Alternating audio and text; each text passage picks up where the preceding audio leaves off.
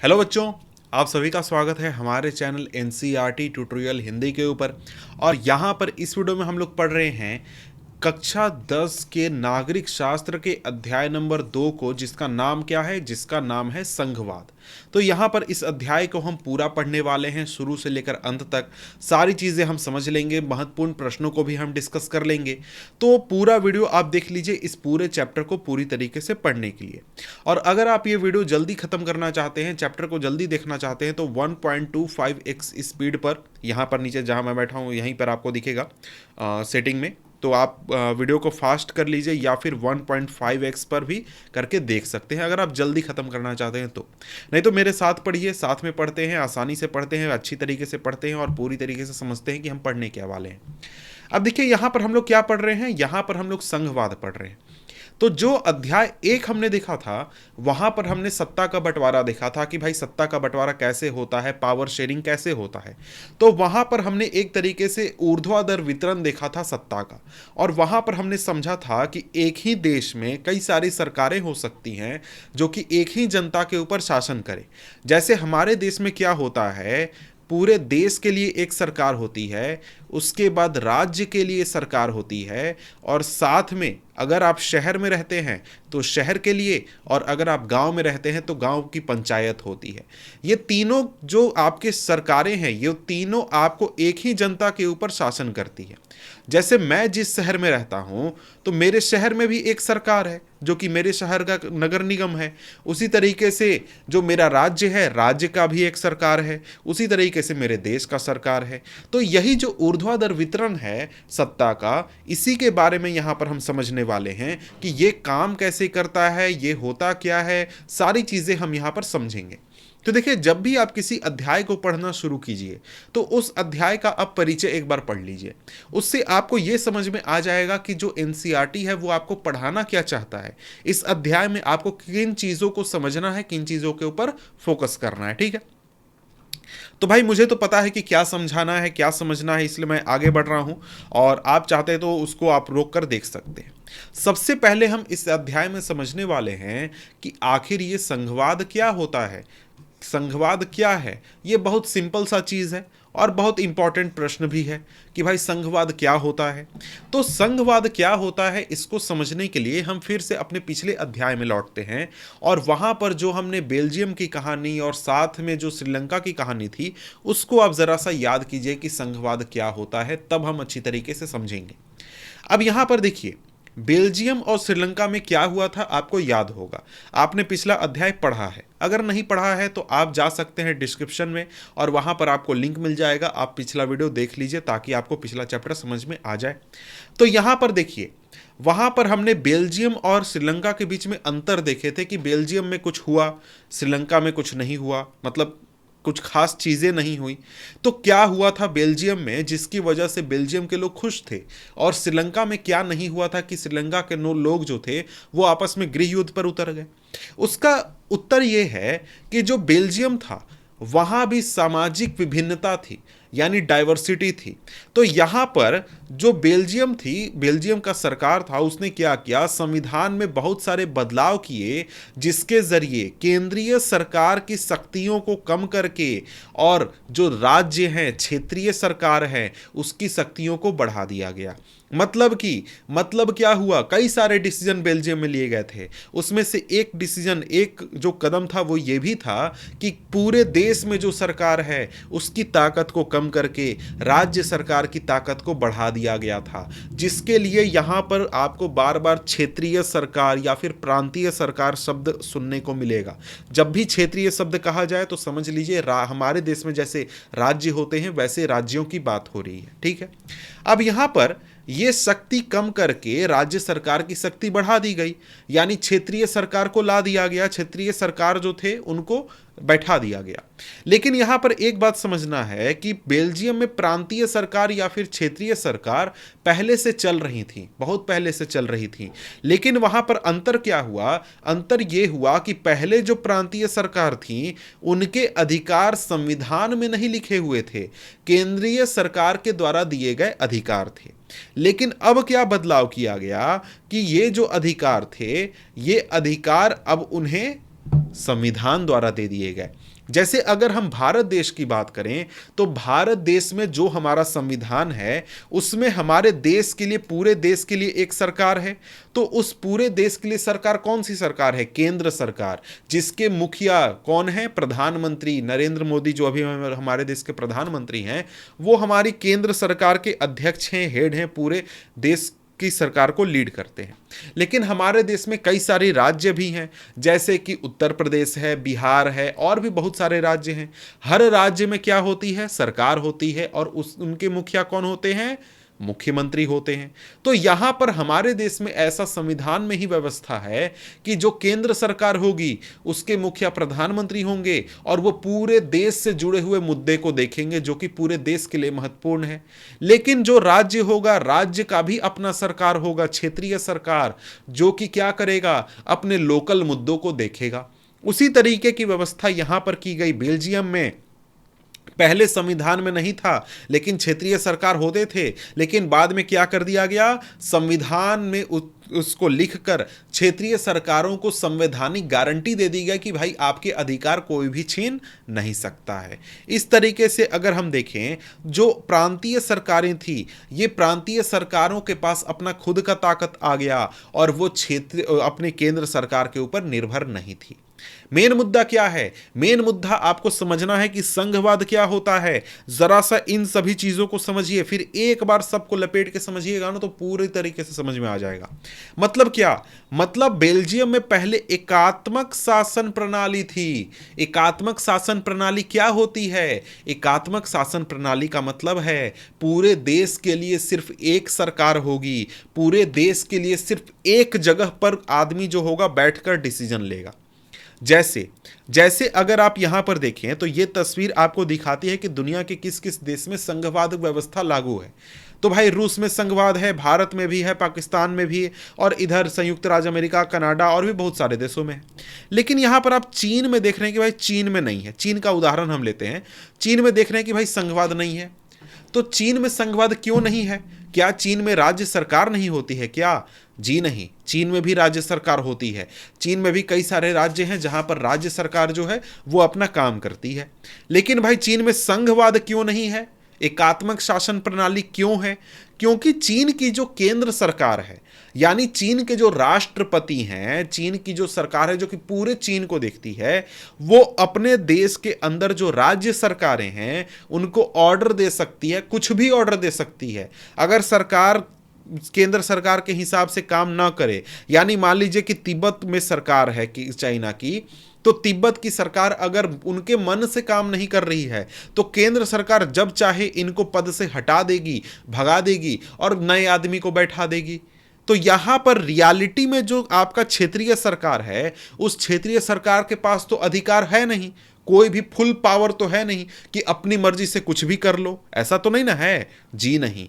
तो वहां पर मेन पावर सेंटर कहां हो गया? चीन की राजधानी में, जहां पर चीन के राष्ट्रपति बैठते हैं, चीन की केंद्रीय सरकार बैठती है, वो आपका क्या हो गया? पूरे चीन को कंट्रोल करने वाला ताकत हो गया। लेकिन यहां पर उसके कंपैरिजन में अगर आप भारत को देखते हैं तो भारत के बारे में अगर आपको पता होगा तो ये आपको पता होगा कि भाई भारत में कई सारे राज्य हैं और हर राज्य में एक राज्य सरकार होती है, और हमारे देश में एक सरकार होती है जो कि आपके प्रधानमंत्री होते हैं, जिसको चलाते हैं और पूरे देश के बहुत सारे मुद्दों को देखते हैं। तो क्या हमारे देश के प्रधानमंत्री जाकर किसी भी राज्य के मुख्यमंत्री को पद से हटा सकते हैं? जी नहीं, बिल्कुल नहीं हटा सकते हैं, उनके हाथ में पावर नहीं है।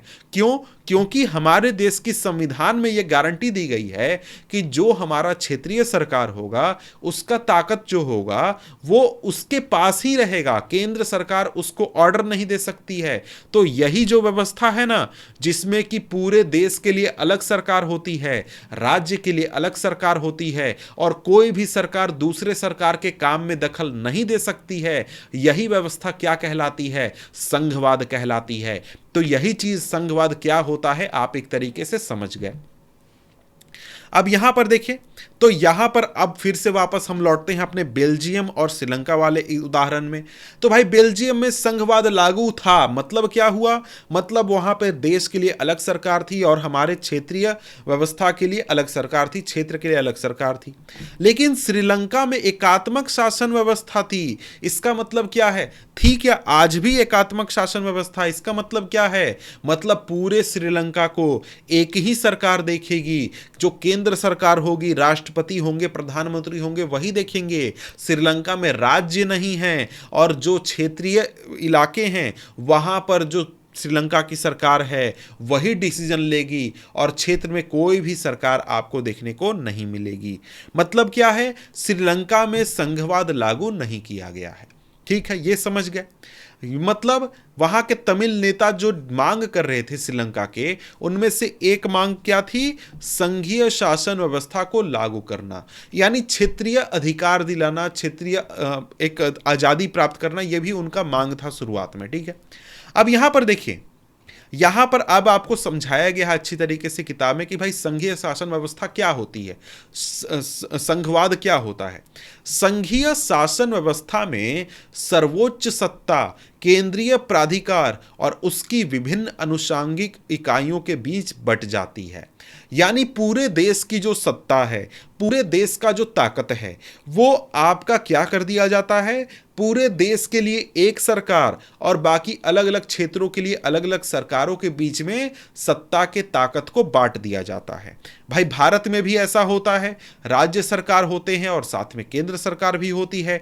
तो केंद्र सरकार जो है वो अपना काम अलग करेगी और राज्य सरकार अपना काम अलग करेगी। भाई ताकत बांट दिया गया, तो कैसे बांट दिया गया, तो आगे हम पढ़ने वाले हैं, लेकिन मैं शॉर्ट में समझा देता हूं कि भाई केंद्र सरकार के लिए कुछ खास टॉपिक्स हैं जिनके ऊपर वो डिसीजन लेगी। जैसे जो हमारे देश की आर्मी होती है, सेना होती है, वो किसके कंट्रोल में होती है, केंद्र सरकार के कंट्रोल में होती है। जो हमारे देश का अर्थव्यवस्था है, नोट छापने का काम है, ये सारे काम कौन करता है, केंद्र सरकार करती है।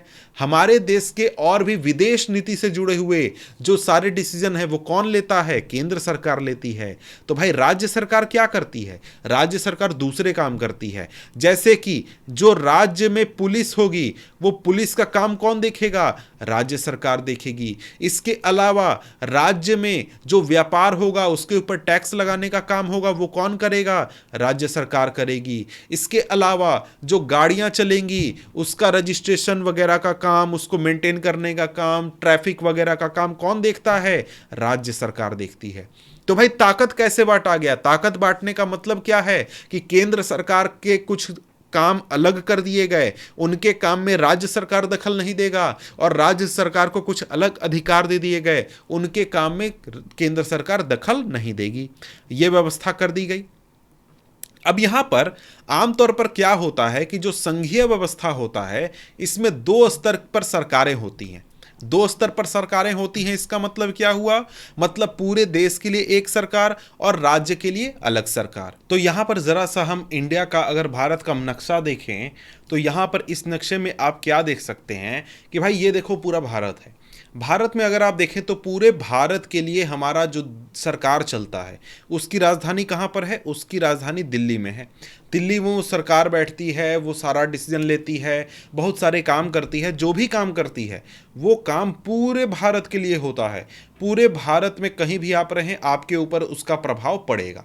लेकिन जो आपका राज्य सरकार होता है, राज्य सरकार कहने का मतलब जो ये आप अलग अलग क्षेत्र देख रहे हैं, जैसे ये उत्तर प्रदेश क्षेत्र है तो यहाँ के लिए अलग सरकार होगी, बिहार के लिए आपका अलग सरकार होगी, झारखंड के लिए अलग सरकार होगी, मध्य प्रदेश के लिए अलग सरकार होगी, इसके अलावा राजस्थान के लिए अलग सरकार होगी, पंजाब के लिए अलग, हरियाणा के लिए अलग, सभी क्षेत्रों के लिए अलग अलग।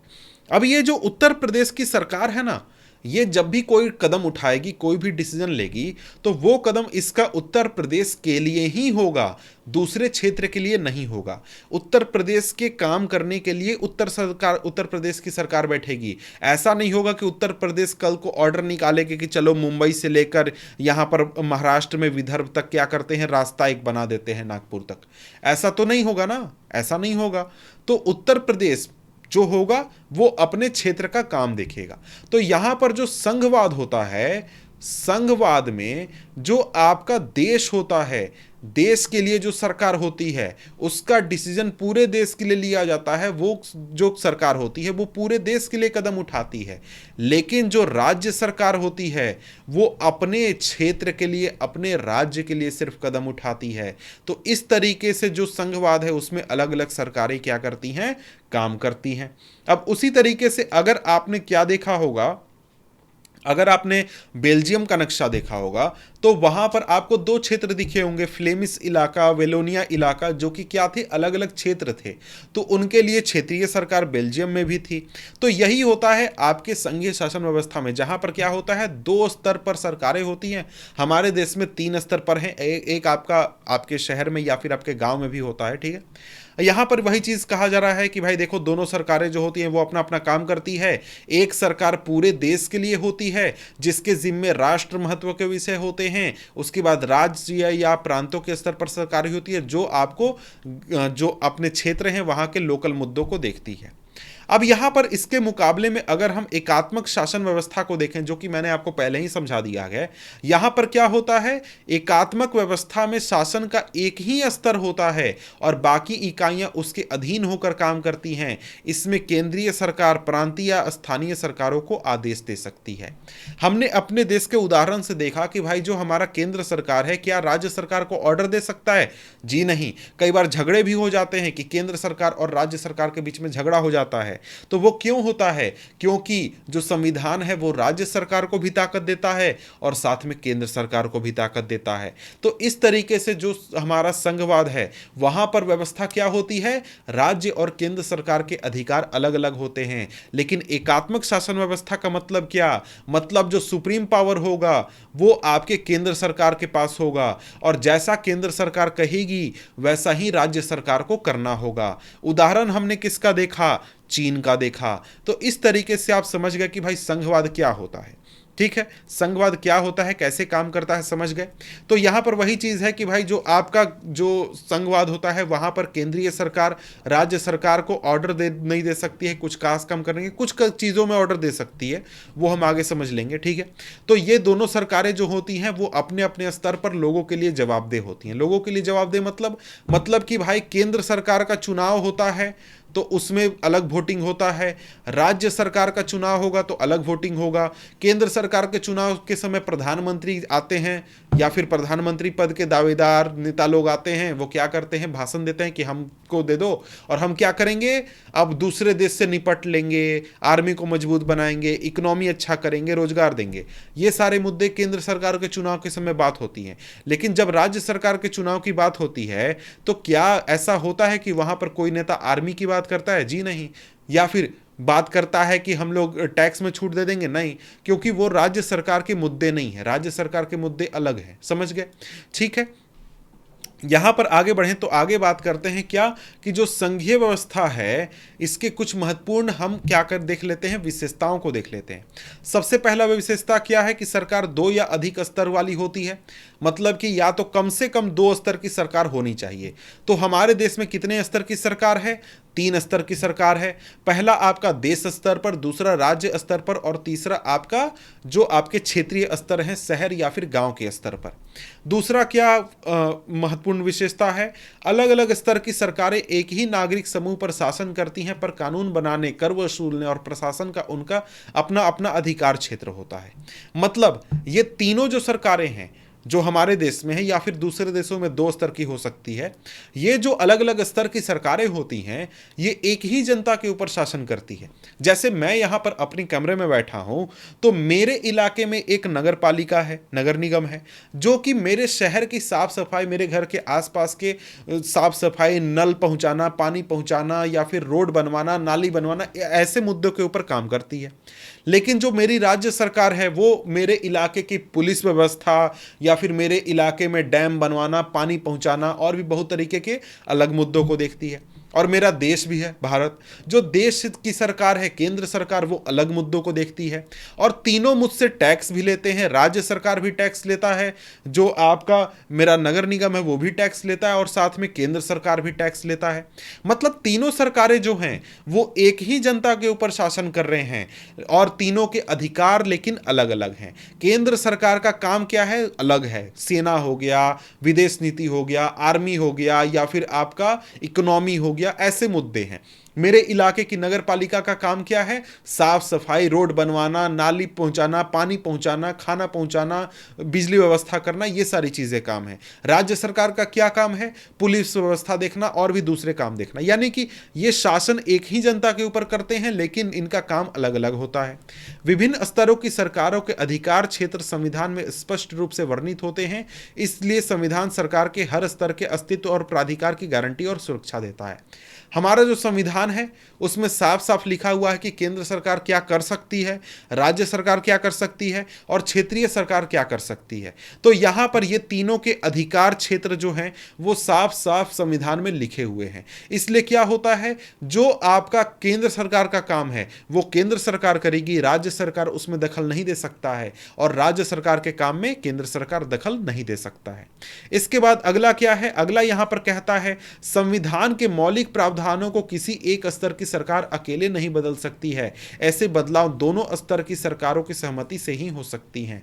मतलब संविधान में अगर कुछ बहुत महत्वपूर्ण है, कोई महत्वपूर्ण कानून है, आर्टिकल है, तो उसको अगर हटाना है या फिर उसमें कोई भी साधारण सा भी बदलाव करना है, महत्वपूर्ण चीज़ों में, छोटे मोटे चीज़ों की बात नहीं हो रही है, महत्वपूर्ण चीज़ों में अगर कोई भी बदलाव करना है तो वो केंद्र सरकार अकेले नहीं कर सकती है या कोई भी राज्य सरकार अकेले नहीं कर सकती है। कोई भी संविधान में महत्वपूर्ण बदलाव करने के लिए जो संविधान होगा उसमें कोई भी बड़ा बदलाव करने के लिए जो आपका केंद्र सरकार होगा वो भी तैयार होनी चाहिए और साथ में देश के बहुत सारे जो आपके क्षेत्रीय सरकार हैं, राज्य सरकार हैं, वो भी तैयार होंगे, तभी कुछ होगा। इसके बाद आगे क्या कहता है, अगला जो विशेषता है वो क्या कहता है, अदालतों को संविधान और विभिन्न स्तर की सरकारों के अधिकारों की व्याख्या करने का अधिकार है। सरकारों के बीच अधिकारों के विवाद की स्थिति में सर्वोच्च न्यायालय निर्णायक भूमिका निभाता है। मतलब देखिए, संविधान में बहुत सारी बातें लिखी गई हैं, बहुत सारी चीजें लिखी गई हैं। तो जो संविधान है उसकी बात को लेकर कोई कभी मान लीजिए झगड़ा हो गया केंद्र सरकार और राज्य सरकार के बीच में, केंद्र सरकार मान लीजिए कल को कहने लगी कि भाई जो पुलिस है ना, पुलिस को कंट्रोल आज से हम लोग करेंगे, या फिर राज्य सरकार कहने लगी कि भाई जो आर्मी है ना, आर्मी को कंट्रोल आज से हम लोग करेंगे, सारे राज्य मिलकर कहने लगे। तो ये इस तरीके के अगर कोई भी मुद्दे को लेकर विवाद हो जाता है राज्य सरकार और केंद्र सरकार के बीच में, तो उसको निपटाने का काम, उसको देखने का काम कौन करेगा, वो किया जाएगा आपके उच्च न्यायालय या फिर सर्वोच्च न्यायालय के द्वारा, यानी कि जो हाई कोर्ट और सुप्रीम कोर्ट होते हैं उनके द्वारा। इसके बाद यहां पर आगे कि भाई दोनों के मतलब अलग अलग स्तर की सरकारों की विभिन्न स्वायत्तता के लिए वहां पर राजस्व के तरीके भी संविधान में लिखे गए हैं। संविधान में कि लिखे साफ साफ लिखा हुआ है कि कौन सा सरकार कैसा टैक्स ले सकता है, कौन सा सरकार कैसा टैक्स नहीं ले सकता है। ये सारी चीजें कहां लिखी गई हैं, संविधान में। इसके बाद यहां पर देखिए संघीय शासन व्यवस्था का दोहरा उद्देश्य है, दो उद्देश्य से संघीय शासन व्यवस्था चलाई जाती है। पहला तो देश की एकता को सुरक्षा करना और उसे बढ़ावा देना, और उसके साथ ही दूसरा क्या है, क्षेत्रीय विविधताओं का पूरा सम्मान करना, यानी जो क्षेत्रीय विविधताएं हैं उसका भी सम्मान करना। अब यहां पर देखिए, तो यहां पर आगे कहा जा रहा है, इस कारण संघीय व्यवस्था के गठन और कामकाज के लिए दो चीजें सबसे महत्वपूर्ण हैं। पहला क्या है, विभिन्न स्तरों की सरकारों के बीच सत्ता के बंटवारे के नियम पर सहमति होना और एक दूसरे पर भरोसा होना। वे अपने अधिकार क्षेत्रों को मानेंगे। आदर्श संघीय व्यवस्था में ये दोनों पक्ष होते हैं, आपसी भरोसा और साथ रहने की सहमति। मतलब कि देखिए, संघीय व्यवस्था को अगर हमें अच्छी तरीके से चलाना है तो क्या होना चाहिए कि भाई जो नियम कानून बनाए गए हैं, सत्ता का जो बंटवारा किया गया है अलग अलग स्तर के बीच में, उसको लेकर दोनों स्तर की सरकारें तैयार हों। केंद्र सरकार तैयार हो कि भाई पुलिस जो है वो राज्य सरकार कंट्रोल करेगी, राज्य सरकार तैयार हो कि भाई विदेश नीति केंद्र सरकार मैनेज करेगा, कोई दिक्कत नहीं है। जब दोनों सरकारें तैयार होंगी एक साथ एक दूसरे को अपने कुछ अधिकार देने के लिए, तभी दोनों सरकारें साथ में काम कर सकती हैं। और साथ में दोनों सरकारें तैयार होनी चाहिए कि हाँ चलो केंद्र सरकार से हमें कोई दिक्कत नहीं है। नहीं तो कल को मान लीजिए कोई राज्य सरकार बोले कि नहीं नहीं केंद्र सरकार जो है ना वो हमको हटाना चाहती है, हमको खतरा है, केंद्र सरकार के साथ हम नहीं रहेंगे, अगर ऐसा अविश्वास होता है तो सरकार नहीं चलने पाएगा। इसलिए ये चीज़ बहुत महत्वपूर्ण है कि भाई साथ रहने की सहमति होनी चाहिए सभी लोगों के बीच में, देश के अलग अलग इलाकों के जनता के बीच में और सरकारों के बीच में भी। अब यहाँ पर देखिए, यहाँ पर आगे कहा जा रहा है केंद्र और विभिन्न राज्य सरकारों के बीच में सत्ता का बंटवारा हर संघीय सरकार में अलग अलग किस्म से होता है। मतलब कि भारत में जो आपके राज्य हैं, जैसे अगर हम भारत में देखें तो भारत में केंद्र सरकार और राज्य सरकार के बीच में जो सत्ता की ताकत का बंटवारा है वो जैसा है वैसा आपको अमेरिका में नहीं मिलेगा। जैसे हमारे देश में जो केंद्र सरकार है वो काफी ताकतवर है। ताकतवर कहने का मतलब क्या? ताकतवर कहने का मतलब कि केंद्र सरकार जो है वो आर्मी रखती है, टैक्स कलेक्ट करती है, सारी चीजें, मतलब ज्यादा ताकतवर कौन है? केंद्र सरकार है।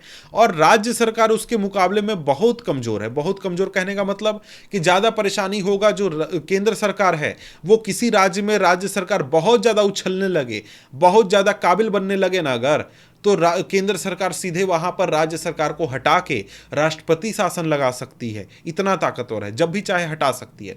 हाँ, लेकिन उसके लिए कुछ नियम कानून बनाए गए हैं, बहुत नियम कानून को फॉलो करके किया जा सकता है वो चीज़।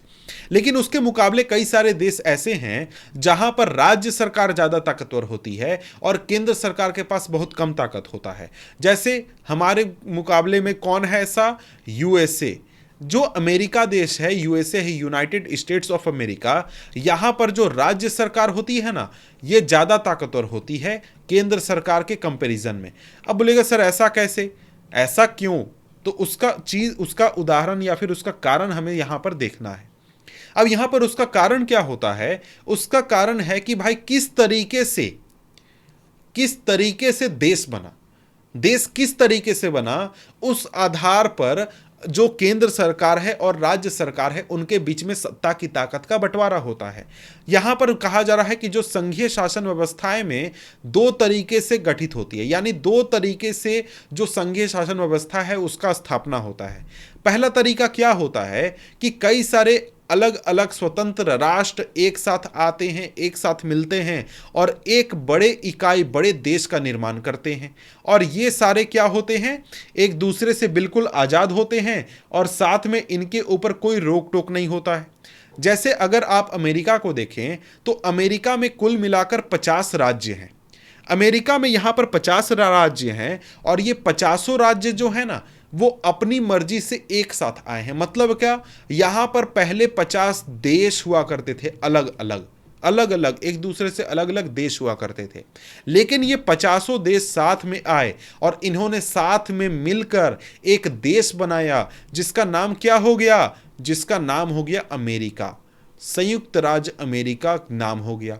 मतलब ये छोटे छोटे देश एक दूसरे के साथ आए और मिलकर देश का निर्माण किया जिसका नाम क्या हुआ? अमेरिका। अब यहां पर जो देश बनेगा, इस देश में जो आपके क्षेत्रीय सरकारें होंगी इनके पास ज़्यादा अधिकार होगा, इनका अपना पहचान होगा और साथ में ये देश से भी जुड़े हुए रहेंगे। अब यहाँ पर अमेरिका में एक चीज़ मैं बता दूं कि जैसे अगर आप अमेरिका में रहते हैं तो अमेरिका में जैसे हम भारत में रहते हैं तो हम कहते हैं कि भाई हम भारत के नागरिक हैं।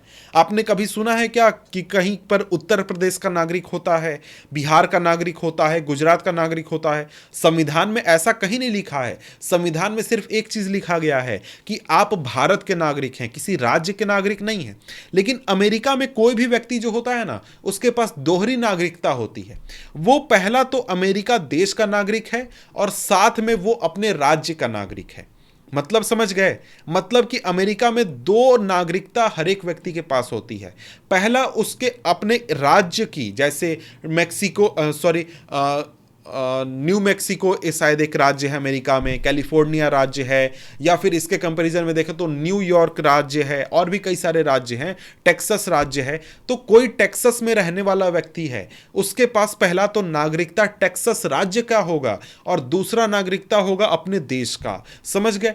तो यहां पर जो इस प्रकार से सरकार बनती है जहां पर अलग अलग देश एक साथ मिलकर बड़े देश का निर्माण करते हैं, वहां पर क्षेत्रीय जो आपके इलाके हैं, वहां पर जो क्षेत्रीय आपकी सरकार है, संघीय सरकार में जो प्रांतीय सरकार है, वो ज्यादा ताकतवर होती है।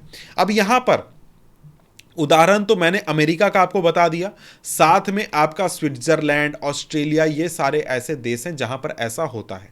अब यहां पर यही चीज कि भाई प्रांतों को या तो समान अधिकार मिलेगा या फिर केंद्र के मुकाबले ज्यादा ताकतवर होंगे। ठीक है, अमेरिका का उदाहरण से हमने समझ लिया। दूसरा तरीका है संघीय शासन व्यवस्था स्थापित करने का, वो ये है कि कोई एक देश है जो कि बहुत बड़ा है, इतना बड़ा है कि भाई कंट्रोल नहीं हो रहा है, मैनेज नहीं हो रहा है, नेता लोग का माथा दर्द हो गया है मैनेज करते हुए। तो उसके लिए क्या किया गया?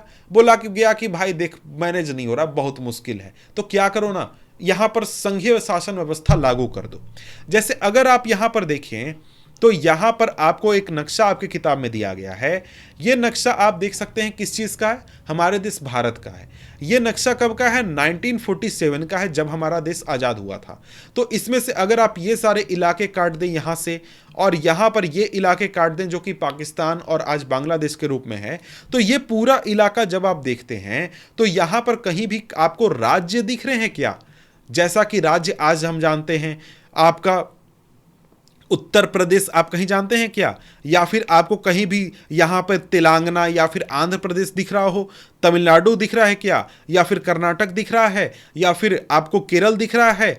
तो ये सारे राज्य कहां थे भाई? थे ही नहीं। क्यों नहीं थे? क्योंकि जब हमारा देश आजाद हुआ था ना, तो हमारा पूरा देश आजाद हुआ था और वहां पर एक सरकार थी जो कि दिल्ली में बैठी हुई थी और उसके पास सारा ताकत था। कब? 1947 में, 1947 में।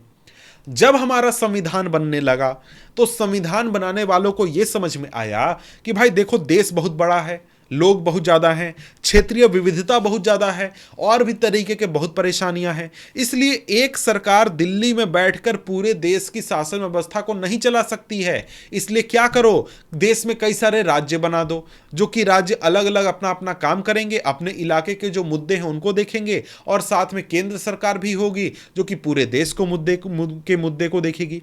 इस तरीके से क्या किया गया? इस तरीके से जो आपका यहां पर जो देश है हमारा भारत देश, यहां पर संघीय शासन व्यवस्था लागू किया गया। और यहां पर क्या हुआ? यहां पर जो संघीय शासन व्यवस्था लागू की गई, यहां पर बड़े देश में अपनी आंतरिक विविधता को ध्यान में रखते हुए राज्यों का गठन किया गया, और फिर राज्य और राष्ट्रीय सरकार के बीच में सत्ता का बंटवारा किया गया, जैसा कि भारत में हुआ उसी तरीके से। और ऐसी व्यवस्था में जब भी सत्ता का बंटवारा होता है, जब भी संघीय शासन व्यवस्था लागू की जाती है, तो जो केंद्र सरकार होती है उसके पास ज्यादा ताकतवर होता है, राज्य सरकार के पास कम ताकत होता है। क्योंकि एक तरीके से समझिए तो केंद्र सरकार ने ही राज्यों को ताकत दी है, तो यहां पर केंद्र सरकार हमारे देश में ज्यादा ताकतवर होती है, राज्य सरकार कम ताकतवर होती है। उदाहरण क्या होगा? भारत, बेल्जियम, स्पेन, और भी कई सारे उदाहरण हैं। ठीक है, अब यहां पर क्या होता है? यहां पर जो आपके क्षेत्रीय आपके सरकारें होती हैं, वो सरकारें आजाद तो होती हैं, लेकिन उसके पास ताकत केंद्र सरकार के मुकाबले में कम होता है। और यहां तक कि कई बार यहां पर यह भी हो जाता है कि जो आपके अलग अलग विशेष प्रांत हैं, अलग अलग इलाके हैं, अलग अलग राज्य हैं, उसमें से किसी को ज्यादा ताकत मिल जाए और किसी को क्या मिल जाए? कम ताकत मिल जाए। ऐसा भी कुछ होता है। अब यहां पर इसके बाद आते हैं हम अगले टॉपिक में, जो क्या है? जो है भारत में संघीय व्यवस्था। यानी कि भारत में संघीय व्यवस्था कैसे चलती है, अब हमें यह समझना है। तो भारत के बारे में आपको पता है कि भारत कितना विविध देश है। तो भाई यहाँ पे जो देश हैं उसमें अलग अलग इलाके में अलग अलग भाषाएं बोली जाती हैं। देश में अलग अलग धर्म के लोग रहते हैं, अलग अलग जाति के लोग रहते हैं। पहनावा ओढ़ावा खान पान कल्चर के हिसाब से भी बहुत ज़्यादा विविधता है। तो भाई भारत जो है वो बहुत विविध देश है, बहुत तरीके के लोग यहाँ पर रहते हैं। उसके मुकाबले में अगर आप देखिए जो बेल्जियम देश हमने देखा था अपने अध्याय 1 में, या फिर जो श्रीलंका देश देखा था, ये तो भारत के मुकाबले बहुत छोटे हैं और बहुत कम वहाँ पर विविधता है भारत के मुकाबले में। लेकिन यहाँ पर इन छोटे देशों को भी अपने देश में विविधता संभालना बहुत मुश्किल था। बेल्जियम ने तो अपने छोटे से देश में मात्र 2 करोड़ की आबादी में, 1 करोड़ की आबादी में क्या कर दिया भाई, वहां पर संघवाद लागू कर दिया। तो सोच लीजिए कि उसके मुकाबले में हमारे देश में जहां पर बहुत सी भाषाएं बोली जाती हैं, बहुत सी धर्म माने जाते हैं, क्षेत्रों में बहुत सारे क्षेत्रीय लोग रहते हैं, तो यहां पर हम सत्ता की साझेदारी कैसे करवा सकते हैं? तो उसके लिए क्या आएगा? उसके लिए हमारे देश में संघवाद एक ऐसी व्यवस्था है जो इस परेशानी को दूर कर सकता है। भाई हमारा देश जो था वो काफ़ी बड़ा हुआ करता था। आज जो भारत आप जान रहे हैं उससे भी बड़ा होता था। एक समय में हमारा जो बांग्लादेश है, पाकिस्तान है, वो सभी मिलाकर एक ही देश हुआ करते थे। फिर क्या हुआ, जब हमारा देश आज़ाद होने लगा, देश का बंटवारा हुआ, फिर पाकिस्तान अलग देश में निकल गया, बांग्लादेश भी पाकिस्तान ही पहले था, वो अलग हो गया, और हमारा भारत जो था वो कई सारी रियासतें या फिर जो राजाओं का इलाका था उनसे मिलकर बना। मतलब जब अंग्रेज थे यहाँ पर तो ऐसा नहीं था कि अंग्रेज पूरे देश पर शासन करते थे डायरेक्टली। अंग्रेज सिर्फ केंद्र सरकार संभालते थे, बाकी जो आपके कई सारे क्षेत्रीय इलाके थे वहाँ पर राजाओं का शासन चलता था 1947 तक। तो क्या हो गया, बहुत सारे जो आपके स्वतंत्र रजवाड़े थे ये सारे मिलकर इन्होंने क्या किया, आपका भारत देश का निर्माण किया। और यहाँ पर भारतीय संविधान में ही एक ऐसी व्यवस्था की गई कि हमारे देश में संघवाद लागू किया जाए। लेकिन कहीं भी हमारे देश में जो संविधान है उसमें संघ शब्द का इस्तेमाल नहीं किया गया है। ऐसा नहीं लिखा गया है जैसा कि अमेरिका में व्यवस्था है वैसा होगा, नहीं, वैसी बात कहीं भी नहीं लिखी गई है। यहाँ पर सेंट्रल गवर्नमेंट जो होती है, केंद्र सरकार होती है, उसके पास ज़्यादा ताकतवर होता है। और इसके साथ ही जो संघवाद है वो भी हमारे देश में लागू किया गया है। अब यहां पर देखिए हमारे देश में संघवाद असल में काम कैसे करता है या नहीं करता है, ये चेक कैसे किया जाएगा? तो ये चेक करने का बहुत आसान तरीका है भाई। ऊपर हमने 7 विशेषताएं देखी थी जो कि किसी भी संघवाद वाले देश में होनी चाहिए। तो क्या वो 7 विशेषताएं भारत पूरी करता है? जी हाँ, बिल्कुल पूरी करता है। वो 7 विशेषताएं आपको भारत में मिल जाएंगी, आप चाहें तो चेक कर सकते हैं, ऊपर जाकर चेक कर लीजिए फिर से। अब यहां पर ये सभी बातें भारतीय संविधान में लागू होती है, मतलब जो ऊपर हमने देखा वो सारी चीज़ें हमारे देश में भी लागू की गई हैं। और यहाँ पर जब हमारा शुरू में संविधान बना था हमारे देश का, तो संविधान में शुरुआत में 2 स्तरीय शासन व्यवस्था का लागू किया गया था व्यवस्था, यानी कि हमारे देश में 2 स्तर की सरकार स्थापित की गई थी। पहला तो संघ सरकार जो कि केंद्र सरकार होती है पूरे देश के लिए, और उसके बाद राज्य सरकार जो कि आपके क्षेत्रीय इलाकों के लिए होती है, राज्य सरकार के लिए होती है। केंद्र सरकार जो थी वो पूरे भारत का प्रतिनिधित्व करती थी और राज्य सरकार जो थी वो अपने क्षेत्र का काम हम देखती थी। लेकिन बाद में चलकर आगे चलकर एक तीसरे स्तर की सरकार जोड़ी गई जो कि पंचायत और नगर पालिका के रूप में थी, यानी गांवों में पंचायत और शहरों में नगर पालिका, जो कि क्या करती थी, अपने क्षेत्रीय इलाके, एक गांव या फिर एक आपके शहर का जो कामकाज है उसको देखती थी। अब यहां पर ऐसा नहीं था कि भाई ये काम जो था इसको करने से पहले, ये काम किया गया था 1992 में। ऐसा नहीं था कि 1992 से पहले हमारे देश में नगर पालिका या नगर निगम या फिर आपके पंचायत नहीं हुआ करते थे, होते थे, लेकिन उस समय 1992 से पहले इनको संविधान का दर्जा प्राप्त नहीं था। इनको कंट्रोल कौन करता था? राज्य सरकार द्वारा कंट्रोल किया जाता था। तो इस वजह से क्या होता था, इनके चुनाव जब मन, राज्य सरकार को जब मन करता था तब करवा देते थे, हर 5 साल में चुनाव नहीं होते थे और भी बहुत तरीके की परेशानियां होती थी। तो यहां पर इसलिए संविधान में 1992 में क्या कर दिया गया, इस तीसरे स्तर की सरकार को जोड़ दिया गया। और इसलिए आज हम कह सकते हैं कि भाई हमारे देश में 3 स्तर की सरकारें हैं जो कि एक दूसरे से आजाद हैं और अपना काम खुद से करती हैं, कोई दूसरा उनके काम में दखल नहीं दे सकता है। अब यहां पर देखिए संविधान में ये तय करने के लिए कि भाई केंद्र सरकार राज्य सरकार का काम एक दूसरे से अलग रहे और कोई भी एक दूसरे के काम में दखल ना दे और दोनों के अधिकार अलग अलग करने के लिए हमारे संविधान में क्या किया गया, एक सूची बनाई गई, एक नहीं बल्कि 3 सूची बनाई गई, और 3 सूची में अलग अलग टॉपिक के नाम लिख दिए गए कि किस मुद्दे पर कौन सी सरकार कदम उठाएगी। जैसे जैसे प्रतिरक्षा का मुद्दा आएगा, भाई दूसरे देश से हमला कर दिया, दूसरे देश से लड़ाई करना है, विदेश नीति का मामला है, तो कौन देखेगा भाई, कौन इसके ऊपर डिसीजन लेगा? तो वो डिसीजन कौन लेगा? आपका केंद्र सरकार लेगा। या फिर पुलिस पुलिस को कौन ऑर्डर देगा? तो भाई राज्य सरकार देगा। तो इस तरीके से अलग अलग मुद्दे लिखे गए इन सूचियों में, जिस पर कि अलग अलग सरकारें डिसीजन ले सकती थी। 3 सूची, उनका नाम क्या? पहला तो आपका हो गया संघ सूची, दूसरा राज्य सूची, और तीसरा क्या हो गया? समवर्ती सूची। 3 सूची हो गए। अब तीनों सूची में क्या क्या है? तो भाई संघ सूची वैसे टॉपिक्स का लिस्ट है जिस पर कि केंद्र सरकार केवल डिसीजन ले सकती है, राज्य सरकार उसमें दखल नहीं दे सकती है। जैसे प्रतिरक्षा, विदेशी मामले, बैंकिंग, संचार, मुद्रा, ये जो राष्ट्रीय महत्व की चीजें हैं वो केंद्र सरकार के कंट्रोल में दे दिए गए, और इन पर काम कौन करेगा? सिर्फ और सिर्फ केंद्र सरकार करेगी। राज्य सरकार इस पर कोई भी दखल नहीं दे सकती है, और संघ सूची जो होगी उस पर कानून बनाने का भी अधिकार सिर्फ और सिर्फ केंद्र सरकार के होगा, राज्य सरकार को नहीं होगा।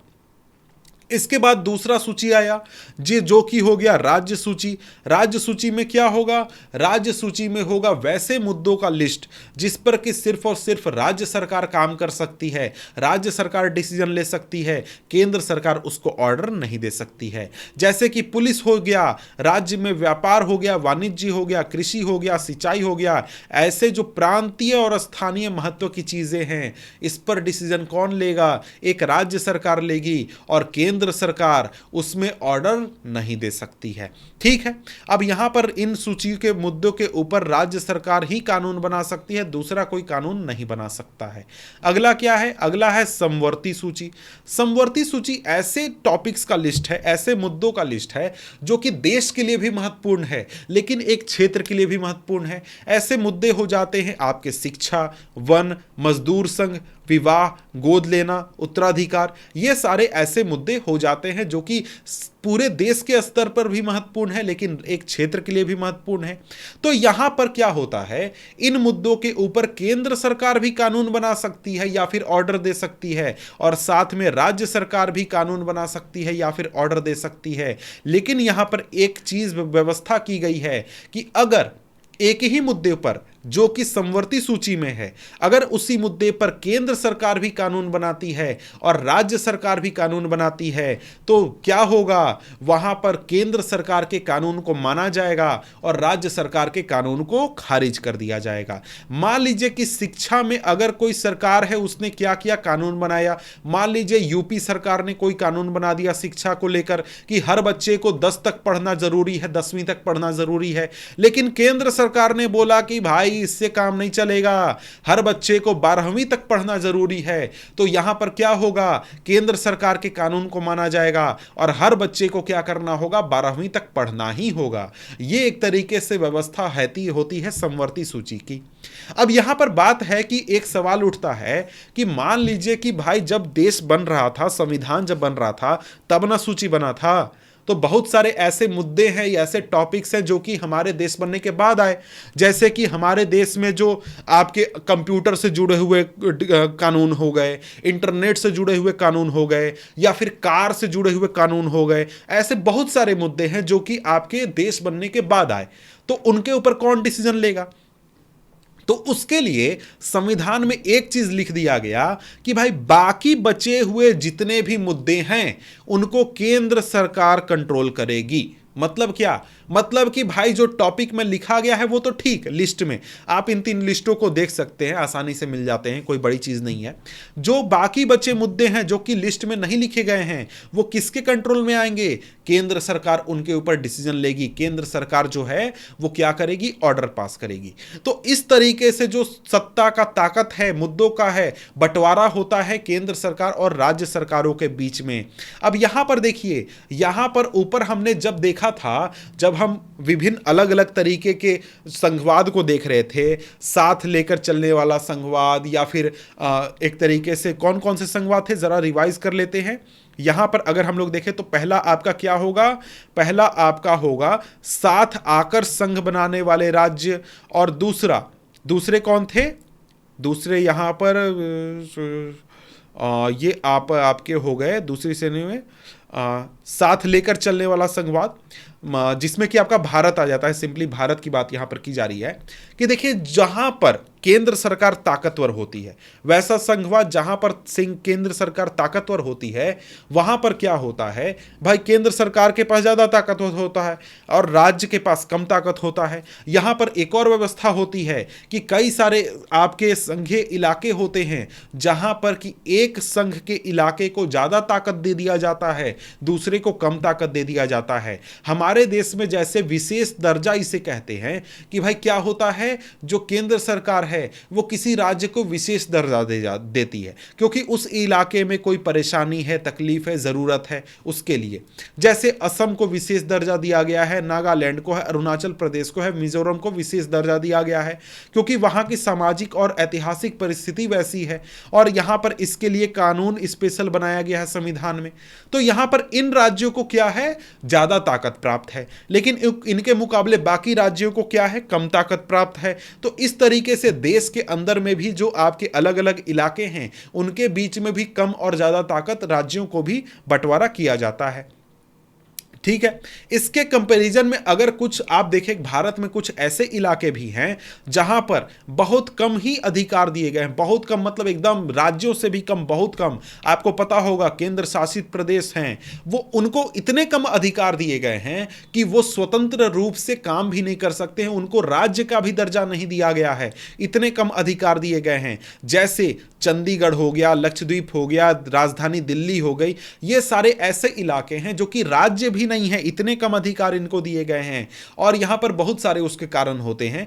तो यहां पर क्या होता है, यहां पर जो ये क्षेत्र हैं इनको कहा जाता है केंद्र शासित प्रदेश और इन पर डायरेक्टली केंद्र सरकार शासन चलाती है और उसके लिए एडमिनिस्ट्रेटर यहां पर नियुक्त किए जाते हैं और इन इलाकों पर शासन कौन चलाता है, केंद्र सरकार। वैसे दिल्ली में और आपका साथ में जो पुडुचेरी है वहां पर एक स्पेशल व्यवस्था है कि क्या किया जाता है, वहां पर आपका विधानसभा होती है, सरकारें होती हैं। जैसे दिल्ली में सरकार है आम आदमी पार्टी की, मुख्यमंत्री अरविंद केजरीवाल हैं, लेकिन जो दिल्ली है वो पूरी तरीके से राज्य नहीं है।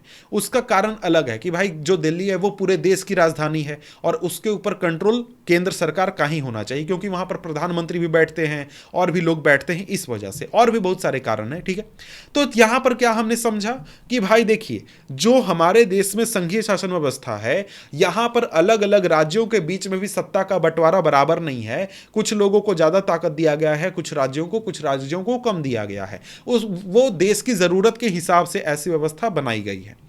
अब यहां पर देखिए, यहां पर आगे कहा जा रहा है केंद्र और राज्य सरकारों के बीच में सत्ता का बंटवारा हमारे संविधान की बुनियादी बात है। संविधान में ही ऐसी व्यवस्था की गई है जैसा कि हमने बंटवारा देखा। अब यहां पर अधिकारों के इस बंटवारों में बदलाव करना आसान नहीं है। मतलब कि जो व्यवस्था चल रही है, जो कानून पहले से बन गया, जो अधिकारों का बंटवारा पहले से है, उसमें बदलाव करना आसान नहीं है। क्यों नहीं है? ऐसा इसलिए किया गया है ताकि जो हमारे देश की सरकार है, केंद्र सरकार, वो किसी भी राज्यों का अधिकार छीन न ले या फिर कोई राज्य अपनी मर्जी से ज्यादा अपने अधिकार बढ़ा न ले। इसलिए यह व्यवस्था की गई है कि हमारे देश में अगर संघीय व्यवस्था में कोई भी बदलाव करना है, राज्यों और केंद्र के ताकत के बंटवारे के लिए कोई भी बदलाव करना है तो क्या करना होगा, स्पेशल तरीके से क्या करना होगा, कानून पास करवाना होगा। कैसे? सबसे पहले तो संसद के दोनों सदनों में से 2/3 बहुमत से कानून को मंजूर करवाना होगा। उसके बाद क्या करना होगा, जो आपके राज्य हैं, कुल मिलाकर जितने भी राज्य होंगे उनमें से आधे से ज्यादा राज्यों में से उस कानून को पास करवाना होगा। तब जाकर क्या होगा, हमारे देश की जो संघीय व्यवस्था शासन प्रणाली है उसमें जो सत्ता का बंटवारा है राज्य और केंद्र के बीच में, उसमें कोई भी बदलाव किया जा सकता है। उदाहरण के तौर पर देखें, उदाहरण के तौर पर जो जीएसटी कानून था, जो कि आज जीएसटी टैक्स लगता है, इसके पहले हमारे देश में क्या लगता था, वैट लगता था या फिर और भी बहुत तरीके के टैक्स केंद्र सरकार अलग टैक्स लगाती थी, राज्य सरकार अलग लगाती थी। तो जब इस वैट को हटाकर जीएसटी लागू करना था तो सबसे पहले तो दोनों सदनों में से कानून को पास करवाया गया 2/3 तिहाई बहुमत से, और फिर देश के राज्यों में से आधे से ज़्यादा राज्यों में से इस जीएसटी कानून को पास करवाया गया। ये व्यवस्था में बदलाव आया। अब यहां पर क्या होता है कि कभी कभी भाई संविधान को लेकर, संविधान की बातों को लेकर केंद्र सरकार और राज्य सरकार आपस में लड़ भी सकते हैं कि भाई देखो केंद्र सरकार जो है वो सही नहीं कर रही है, वो हमारे काम में दखल दे रही है, राज्य सरकार जो है वो केंद्र सरकार के काम में अगर दखल देने लगी, ऐसा कोई कभी विवाद आ जाता है तो इस विवाद के निपटारे का जिम्मेदारी किसकी होती है? ये काम होता है उच्च न्यायालय का या फिर सर्वोच्च न्यायालय का, यानी कि हाई कोर्ट या फिर सुप्रीम कोर्ट का काम होता है कि ऐसे विवादों का निपटारा करे और सत्ता का जो बंटवारा है वो निश्चय करे कि भाई सही से चल रहा है या फिर नहीं चल रहा है। यानी संविधान में जो संघवाद की व्याख्या की गई है वो सही से चल रही है या फिर नहीं चल रही है। तो देखिए हमारे देश में एक और व्यवस्था है जो इस पर ध्यान देना जरूरी है कि सरकार सही तरीके से आजाद हो, और सही मायने में केंद्र सरकार, राज्य सरकार और क्षेत्रीय सरकार आजाद हो। इसके लिए ऐसी व्यवस्था की गई है कि भाई दोनों सरकारों, तीनों सरकारों का अधिकार हो कि उनको पैसा कहां से आएगा, टैक्स कहां से कलेक्ट करेंगे वो। तो इसीलिए आप देखते हैं कि हमारे देश में जो इनकम टैक्स होता है, इनकम टैक्स कौन लेता है? भाई केंद्र सरकार लेती है, राज्य सरकार आपसे इनकम टैक्स नहीं ले सकती है। तो उसी तरीके से अगर हम देखें तो वैट जो टैक्स होता है जो कि आपके पेट्रोल वगैरह पर लगता है, ये कौन ले सकता है? ये आपका राज्य सरकार ले सकती है। ये आपको एक तरीके से कौन सा टैक्स कौन सी सरकार लेगी ये भी संविधान में अच्छी तरीके से क्लियर किया गया है कि किसके पास किस तरीके का टैक्स जा सकता है। अब यहां पर आगे बढ़े तो उदाहरण दिया गया है कि भाई यहां पर क्या समझा क्या जाना, इसको पूरी तरीके से पढ़िएगा, लेकिन मैं एक उदाहरण को ध्यान दूंगा। वो क्या है? पोखरण। पोखरण एक जगह है राजस्थान में जहां पर भारत सरकार ने क्या किया था? परमाणु परीक्षण किया था। अब ये पोखरण क्योंकि राजस्थान में है तो हो सकता है राजस्थान सरकार बोले कि नहीं, कि हमारे इलाके में आप परमाणु परीक्षण नहीं कर सकते। क्या ऐसा हो सकता है? जी नहीं, नहीं हो सकता है। क्यों? क्योंकि भारत जो देश है, भारत देश के अंदर ही पोखरण है, और जो परमाणु परीक्षण का काम है वो केंद्र सरकार के अधीन आता है। इसलिए केंद्र सरकार अपनी मर्जी से जहां चाहे, जहां उसे सुरक्षित लगे, वो क्या कर सकती है? परमाणु परीक्षण कर सकती है। अब यहां पर हम देखने वाले हैं संघीय व्यवस्था कैसे चलती है। तो अभी जो हमने ऊपर टॉपिक देखा, वीडियो देखा, मतलब जो हिस्सा पढ़ा, वहां पर हमने देखा कि भाई संविधान में क्या प्रावधान है, क्या कानून है, कैसे सत्ता का बंटवारा होता है केंद्र और राज्य के बीच में। लेकिन अब हम क्या देखने वाले हैं? हम देखने वाले हैं कि भारत की जो संघीय शासन व्यवस्था है उसमें जो आपका लोकतांत्रिक राजनीति है, यानी जो चुनाव में जो राजनीति वगैरह होती है, नेता लोग जो राजनीति करते हैं, उसने भी बहुत अच्छा काम किया है, जिसकी वजह से हमारे देश में संघीय व्यवस्था जो है वो अच्छी तरीके से चलने पा रही है। सिर्फ कानून को बना देने से कोई भी व्यवस्था अच्छी नहीं हो जाती है, बल्कि कानून को लागू भी करना होता है, उसको फॉलो भी करना होता है, तब जाकर कोई व्यवस्था अच्छी तरीके से चलने पाती है। हमारे देश में संघीय व्यवस्था के साथ भी ऐसा ही हाल है, क्योंकि संघीय व्यवस्था को अच्छी तरीके से फॉलो किया गया है, इसके कानून को अच्छी तरीके से फॉलो किया गया है, और साथ में यहां पर जो राजनीति हुई है वो भी एक तरीके से अच्छी है, जिसकी वजह से हमारे देश में जो संघीय व्यवस्था है वो अच्छी तरीके से लागू होने पाई है। अब यहां पर देखें, कुछ खास चीजों पर हम ध्यान देंगे जो कि मुख्य कदम हम कह सकते हैं, मुख्य ऐसे काम हो सकते हैं जिसने संघीय व्यवस्था को बहुत मजबूत बनाने पर में मजबूती दी है। उसमें सबसे पहला क्या है? भाषाई राज्य, भाषा के आधार पर राज्यों का निर्माण। जब 1947 में देश आजाद हुआ था, उस समय में जो हमारे देश में राज्य हुआ करते थे, जो क्षेत्र हुआ करते थे, वो आज के राज्यों के जैसे नहीं दिखते थे।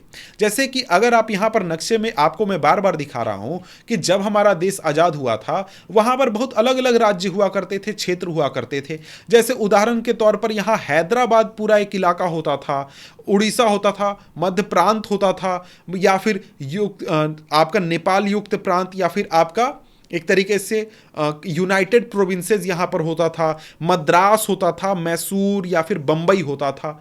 यहाँ पर महाराष्ट्र, कर्नाटक, केरल, तमिलनाडु ये सारे राज्य थे ही नहीं, उस समय नहीं हुआ करते थे। तो यहाँ पर क्या हुआ, जब देश आज़ाद हुआ उस समय में क्या हुआ कि जब देश आज़ाद होने के बाद पूरा संविधान बनने लगा, सारी चीज़ें बनने लगी, तो यहाँ पर क्या हो गया, यहाँ पर नए राज्य बनाने की बात आई कि भाई शासन व्यवस्था को अगर देश में अच्छा बनाना है तो नए तरीके से राज्यों को बनाना होगा जिससे कि शासन अच्छी तरीके से चलने लगे। तो यहां पर क्या हुआ, यहां पर 1950 के बाद नए राज्यों को बनाने का काम शुरू हुआ। 1950 के से 60 तक बहुत सारे नए राज्य बनाए गए। तो यहां पर क्या हुआ, बहुत सारे राज्यों का गठन हुआ भाषा के आधार पर, और सिर्फ भाषा के आधार पर नहीं, आगे चलकर बहुत सारे राज्यों का गठन हुआ संस्कृति, भूगोल, जाति के आधार पर या फिर और भी चीजों के आधार पर। जैसे हम अगर अपने देश में देखें तो हमारे देश में शुरुआत में जो राज्य बने थे वो भाषा के आधार पर बने थे, और शुरुआत में जो भाषा के आधार पर राज्य बनाने की मांग जब आने लगी तो नेता लोग को यह डर लगने लगा कि अगर हम भाषा के आधार पर राज्य बना देते हैं तो उससे देश टूट भी सकता है, देश के कई टुकड़े हो सकते हैं। तो इस डर से बहुत सारे नेता जो थे वो भाषा के आधार पर राज्य बनाने के पक्ष में नहीं थे। लेकिन आगे चलकर क्या किया गया, जब यह आंदोलन मजबूत हो गया और बहुत सारे भाषा के आधार पर राज्य बनाने की मांग उठने लगी तो आगे चलकर क्या हुआ, इस मांग को मान लिया गया और भाषा के आधार पर हमारे देश में राज्य बना दिए गए। तो अगर हम उदाहरण के तौर पर देखें तो यहां पर सबसे पहला जो राज्य था जो कि भाषा के आधार पर बना था वो था हमारा आंध्र प्रदेश।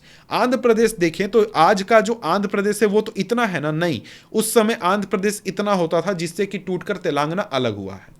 तो इसके बाद कर्नाटक, तमिलनाडु, केरल या फिर महाराष्ट्र, गुजरात, ये सारे राज्य जो थे, उड़ीसा, वेस्ट बंगाल, ये सारे राज्य जो थे ये भाषा के आधार पर बने।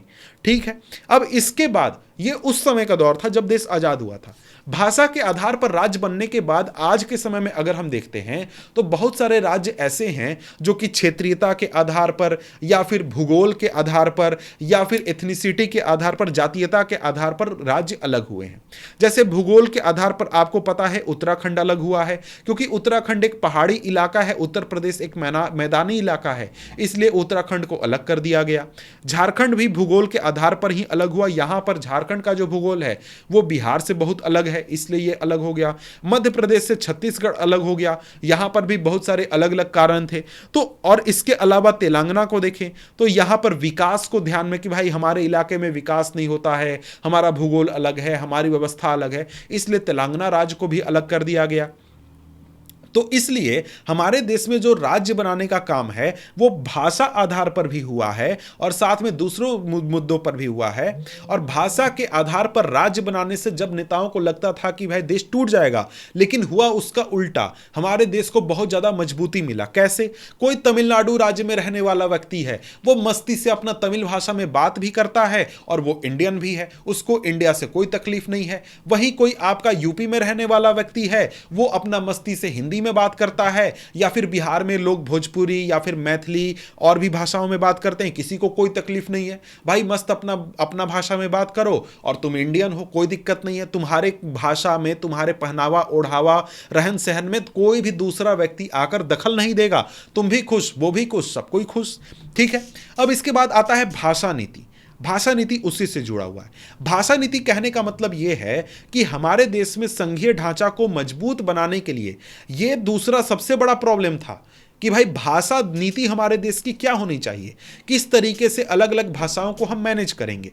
तो यहां पर जो हमारे देश का संविधान है, हमारे देश के संविधान में एक खास व्यवस्था की गई है कि भारत में किसी भी भाषा को राष्ट्रभाषा का दर्जा नहीं दिया गया है। हमारे देश का कोई भी राष्ट्रभाषा नहीं है। हां, यहां पर ऐसा माना गया है कि हिंदी जो है और साथ में क्या, अंग्रेजी, जो अंग्रेजी है, ये दोनों भाषाएं जो होंगी हमारे देश की राजभाषा होगी।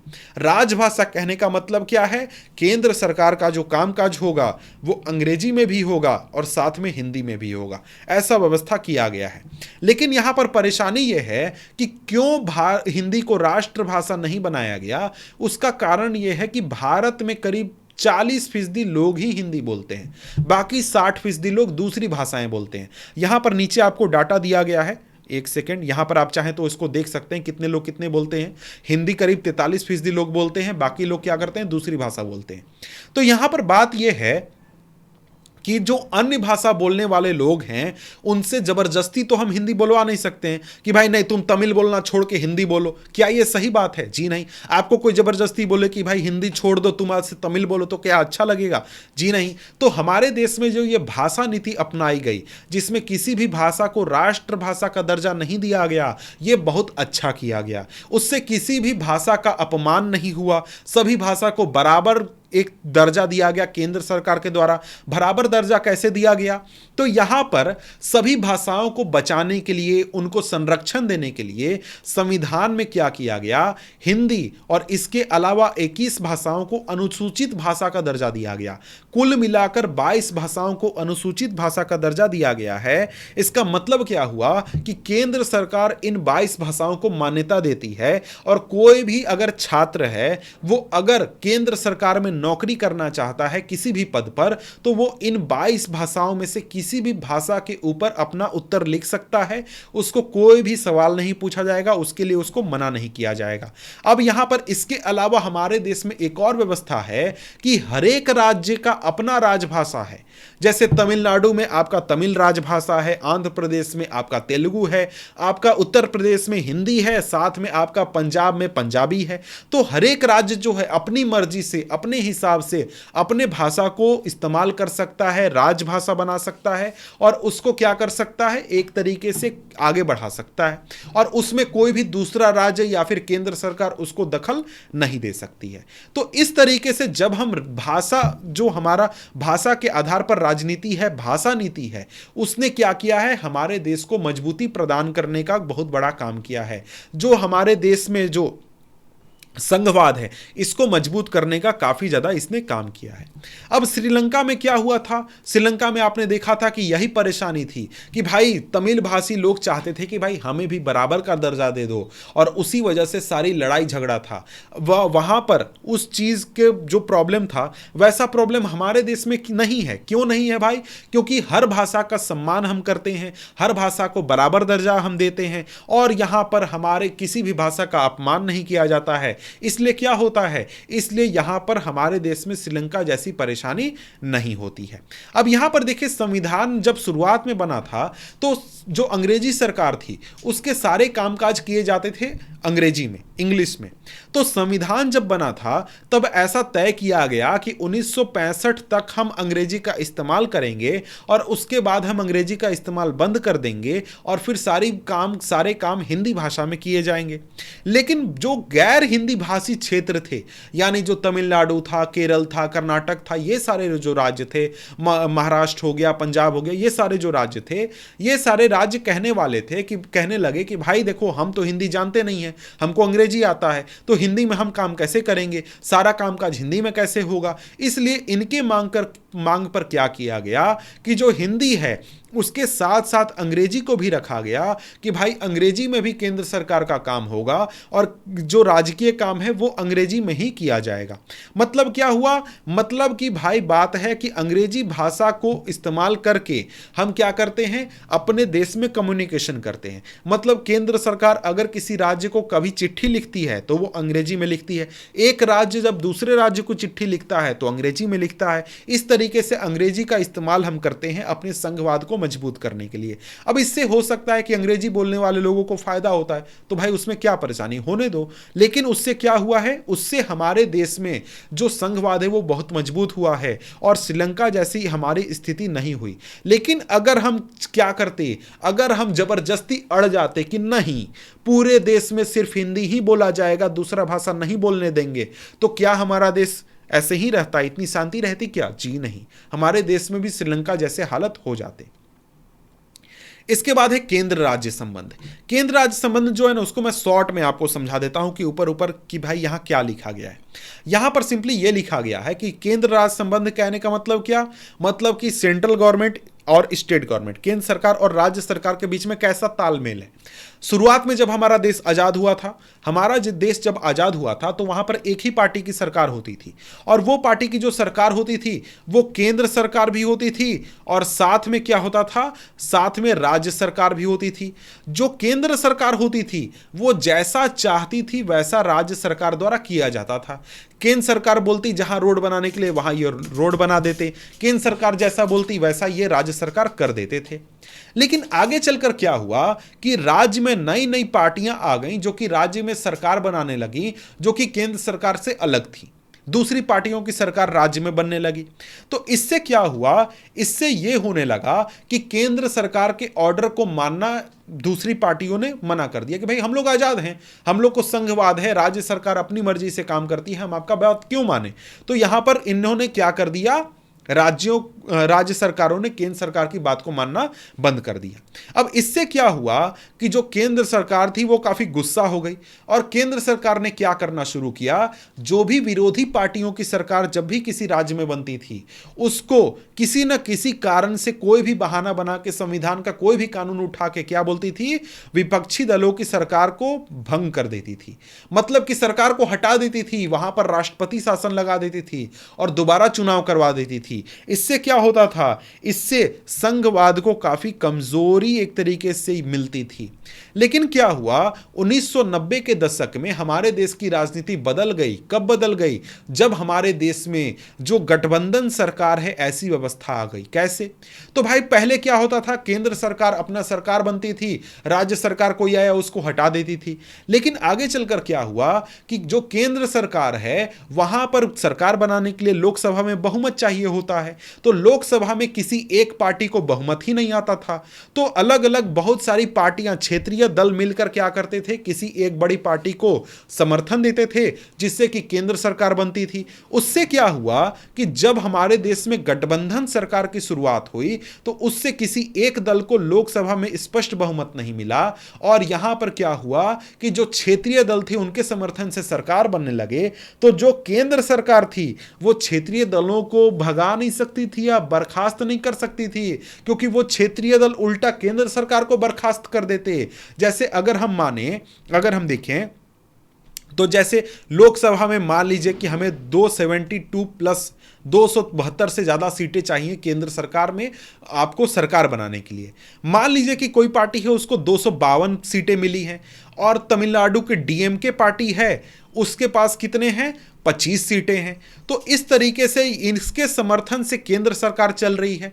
अगर इस केंद्र सरकार ने राज्य सरकार को, जो कि डीएमके की है तमिलनाडु में, उसको किसी भी तरीके से परेशान किया तो यह डीएमके पार्टी केंद्र सरकार को ही सरकार से हटा देगी, बर्खास्त कर देगी। तो यहां पर क्या हुआ, हमारे देश में एक तरीके से गठबंधन सरकार की आने की वजह से जो क्षेत्रीय दल थे वो भी मजबूत हुए, और साथ में जो संघवाद है ये भी मजबूत हुआ।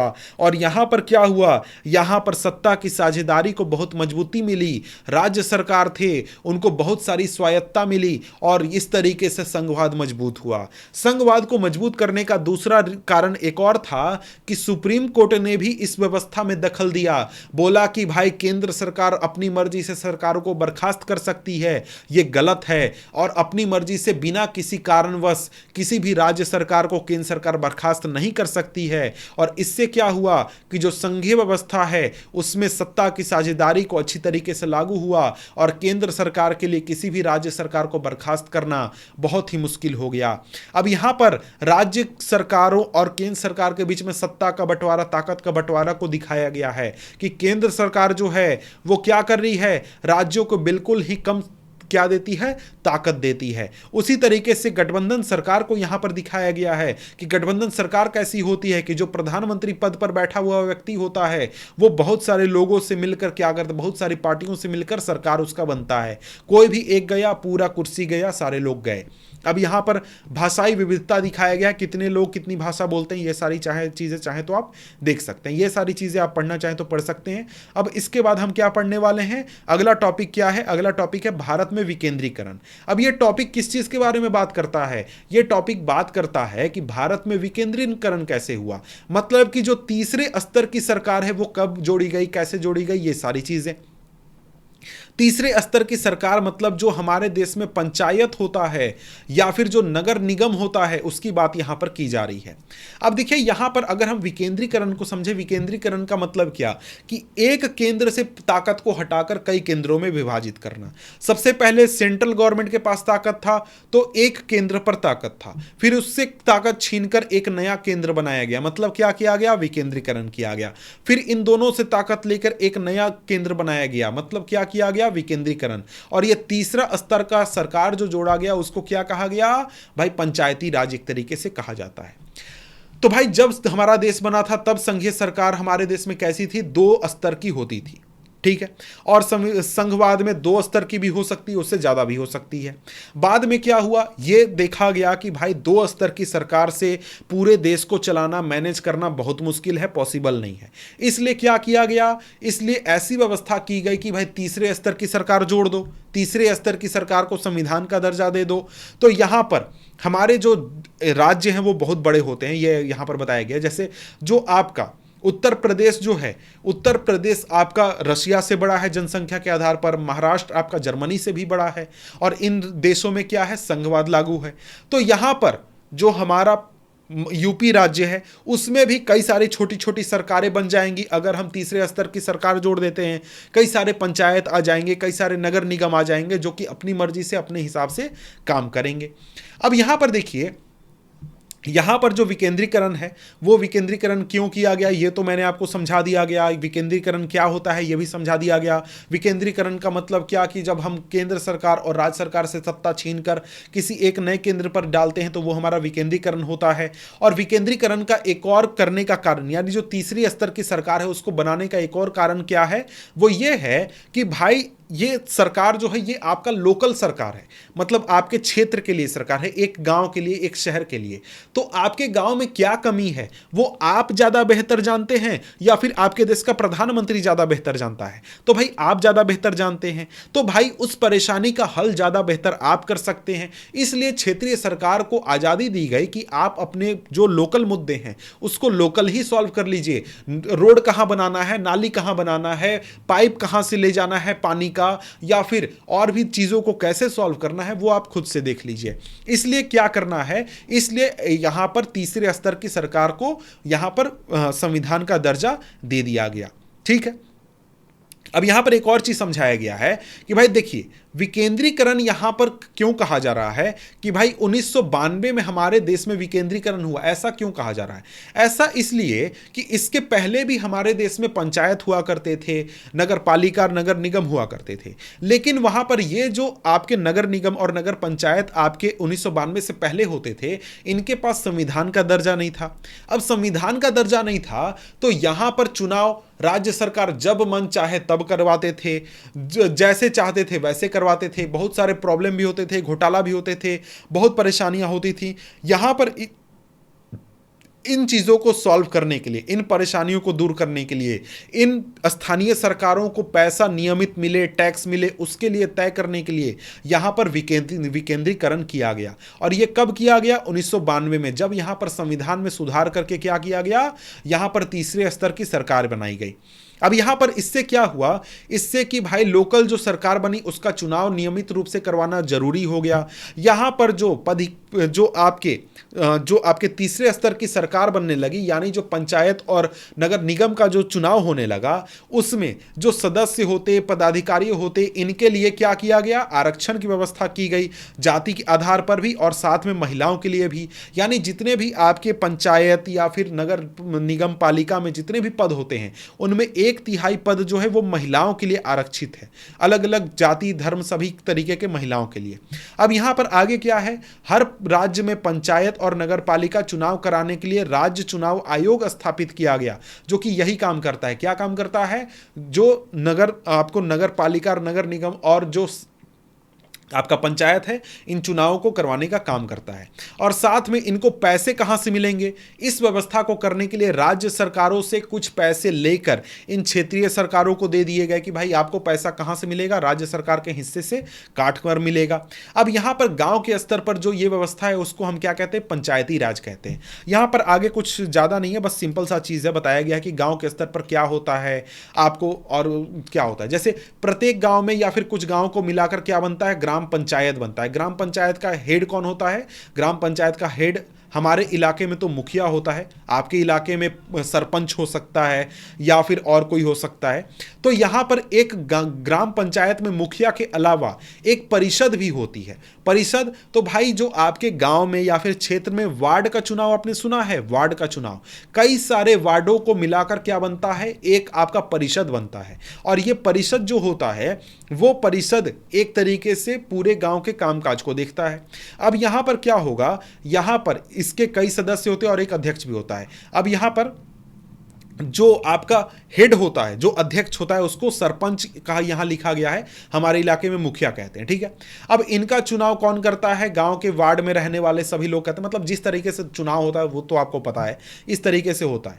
अब यहां पर देखिए, यहां पर जो फैसले लिए जाते हैं वो फैसले ये वार्ड के सदस्य और मुखिया अपनी मर्जी से सारे फैसले नहीं ले सकते हैं। ये भले ही इनको अधिकार दिए गए हैं, लेकिन इनको कोई भी फैसला अगर लेना होगा तो इनको अपने गांव में एक पंचायत बुलानी होगी, एक लोगों का ग्राम सभा बुलाना होगा और वहां से भी सारी डिसीजन को पास करवा के क्या करना होगा, कोई भी कामकाज करना होगा। और स्थानीय शासन का जो व्यवस्था किया गया है वो सिर्फ आपके गांव तक सीमित नहीं है, बल्कि वो जिला लेवल तक सीमित है। जैसे कई ग्राम पंचायतों को मिलाकर पंचायत समिति बनती है। ये पंचायत समिति आपके ब्लॉक के स्तर पर होती है और इसको मंडल या फिर प्रखंड स्तरीय पंचायत भी कहा जाता है। आपके गांव से चुने जाते होंगे पंचायत समिति सदस्य, वो जाकर यहां पर बैठते हैं और यहां पर भी एक अध्यक्ष होता है और ये लोग ब्लॉक लेवल पर कामकाज को देखते हैं। इसी तरीके से आपके इलाके से जिला परिषद भी चुने जाते होंगे। ये जिला परिषद क्या होते हैं, आपके एक बड़े क्षेत्र से आते हैं और ये जिला स्तर पर एक परिषद का निर्माण करते हैं, एक ग्रुप का निर्माण करते हैं जो कि पूरे जिला स्तर पर कामकाज देखते हैं। और इनका अध्यक्ष कौन होता है, जिला परिषद अध्यक्ष होता है। और इस जिला परिषद में जो आपके इलाके के विधायक हैं, सांसद हैं, वो भी सदस्य होते हैं जो कि पूरे जिले के कामकाज को देखते हैं। अब यहां पर इसी प्रकार से जो स्थानीय शासन है ये आपको शहरों में भी काम करती है। छोटे शहरों में आपके नगर पालिका होते हैं, बड़े शहरों में नगर निगम होते हैं। और ये नगर पालिका और नगर निगम जो होते हैं इनका भी उसी तरीके से कामकाज चलता है। वार्ड सदस्य चुने जाते हैं और साथ में क्या चुने जाते हैं, नगर पालिका अध्यक्ष।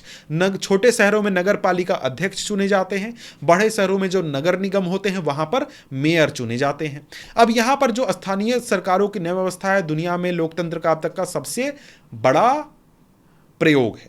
मतलब कि ये जो आपका चुनाव वगैरह व्यवस्था है, यानी जो स्थानीय शासन व्यवस्था है हमारे देश में, वो दुनिया में सबसे बड़ा है। कैसे, कुल मिलाकर 36 लाख लोग चुने जाते हैं, चुनाव जीत कर आते हैं। वार्ड मुखिया या फिर आपका जो पंचायत समिति सदस्य हो गया, जिला परिषद हो गया, इन सभी को मिलाकर कितने लोग, 36 लाख लोग चुनकर आते हैं। ये जो संख्या है ना, ये कई सारे देशों की आबादी से भी ज़्यादा है। जैसे एस्टोनिया एक देश है यूरोप में, वहाँ की आबादी 13 लाख है। लग्जमबर्ग भी है, वो काफ़ी छोटा देश है। और भी बहुत सारे देश हैं जिनकी आबादी 36 लाख से भी कम है, ठीक है। अब यहां पर देखिए, यहां पर सिंपली वही बात की गई है कि भाई इस चीज़ की वजह से, स्थानीय सरकारों के स्थापना की वजह से हमारे देश में लोकतंत्र मजबूत हुआ है, महिलाओं को भी प्रतिनिधित्व आगे बढ़ाने का मौका मिला है, और भी बहुत तरीके के सुधार हुए हैं। और उससे क्या हुआ, उससे ये एक तरीका हुआ कि लोकतंत्र मजबूत हुआ है। लेकिन इसके बावजूद भी हमारे देश में, हमारे समाज में कई तरीके की परेशानियां हैं जिनको सुधारने की ज़रूरत है। और कई सारे जो राज्य सरकार हैं, राज्यों में राज्य सरकारों ने अपने इलाके के जो स्थानीय सरकार हैं उनको ज़्यादा ताकत या फिर ज़्यादा पैसे नहीं दिए हैं, जिससे कि कामकाज में परेशानी आ रही है। और जैसा मतलब हम लोगों ने सोचा था वैसे स्तर पर तो अभी हम नहीं पहुंचे हैं, लेकिन हमारी स्थिति पहले से बहुत ज़्यादा बेहतर हो चुकी है। अब यहाँ पर और भी जो बातें हैं, जैसे ब्राज़ील का एक प्रयोग है, और भी चीज़ें, उसको आप खुद से पढ़ लीजिए, छोटी मोटी चीज़ है। तो यहाँ पर ये अध्याय आपका समाप्त होता है। मिलते हैं हम आपसे अगले वीडियो में अगले अध्याय के साथ। तब तक के लिए गुड बाय।